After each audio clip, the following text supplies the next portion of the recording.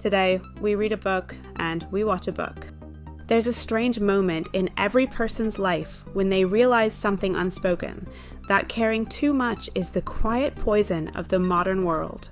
Not because caring is wrong, but because we pour our limited energy into everything, every notification, every comparison, every stranger's opinion, every imagined standard that nobody ever asked us to reach. This is a book about choosing what matters by letting go of the things that never did. Mark Manson begins with a simple idea. If you try to be extraordinary, you guarantee that you will feel average. Because the more you chase happiness, the more you feel its absence. The more you chase perfection, the more you see your flaws. The more you chase control, the more chaotic life becomes. And so the real power, the quiet power, comes from learning what not to care about. A long time ago, Mark tells the story of a rock musician named Dave.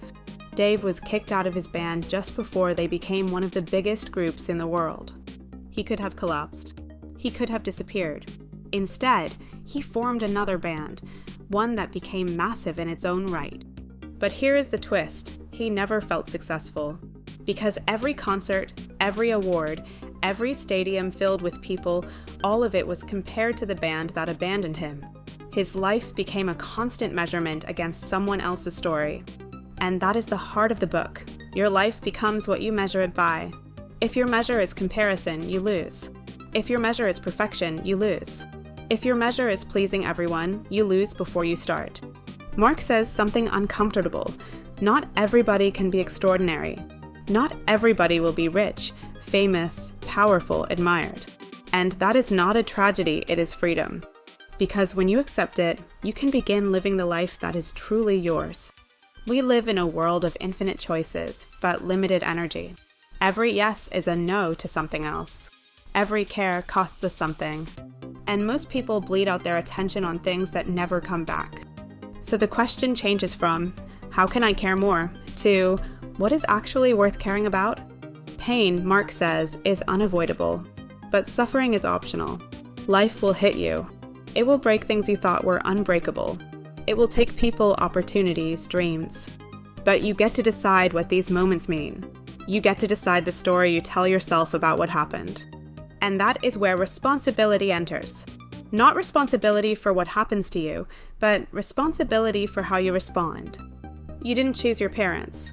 You didn't choose your childhood. You didn't choose half the things that shaped your world. But you choose the values you live by. And poor values, Mark argues, are the source of most misery.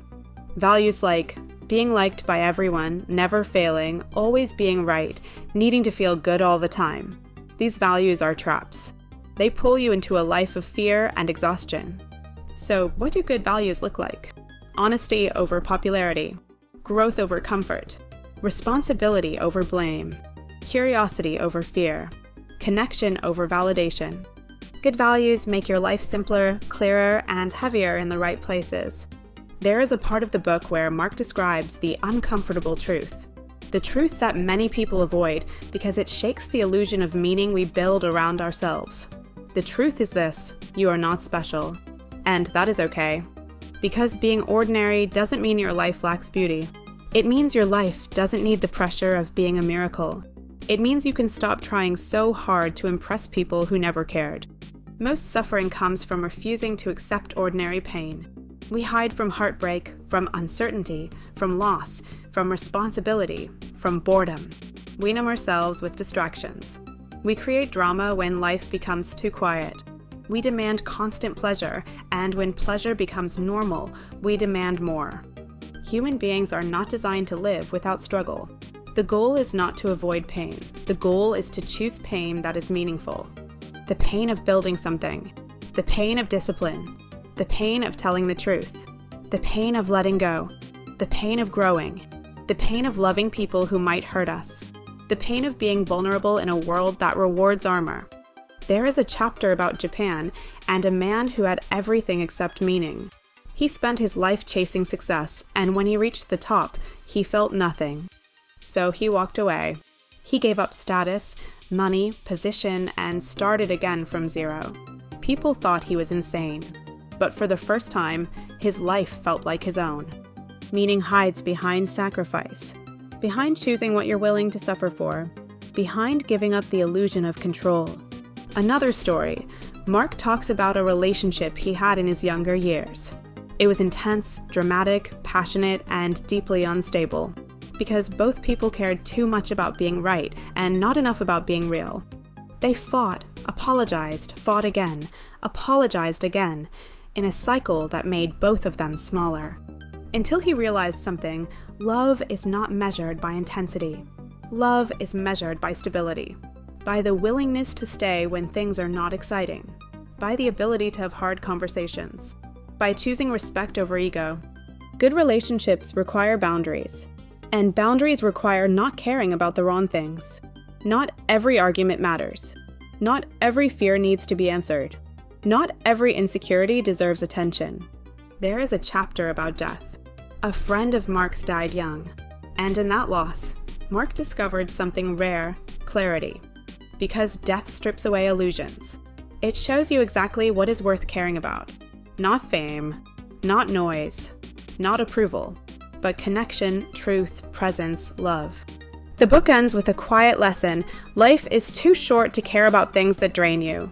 Too short to chase people who don't see you. Too short to pretend. Too short to live someone else's script. The goal is not to feel good all the time.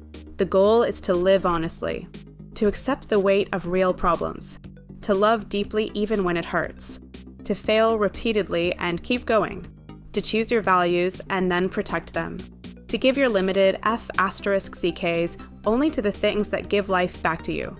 Because in the end, you are defined not by what you want, not by what you dream, but by what you are willing to struggle for. And that is the art, the subtle art, of not giving AF***CK.